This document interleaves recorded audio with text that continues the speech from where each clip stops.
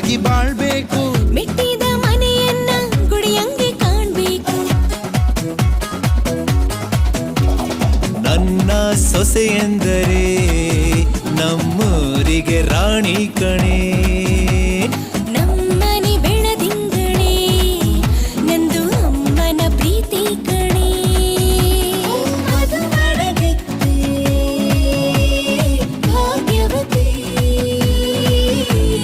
ಗಂಡನ ಮನೆಯು ತವರು ಮನೆಯು ಎರಡು ಕಣ್ಣುಗಳು. ಕೊನೆಯ ಉಸಿರು ಇರುವವರೆಗೂ ಒಂದೇ ನಾವುಗಳು. ತಿಂಗಾಳು ಬೆಳಗಿದವೋ ರಂಗೋಲೆ ಮೂಡಿದವೋ ಈ ಅನ್ನ ಕಟ್ಟಿದ ಕನಸೆಲ್ಲ ಅರಳಿದವೋ. ನನ್ನ ತಂಗಿ ಮದುವೆ ನಾದ ಸ್ವರಕ್ಕೆ ಬಾಳೆತು.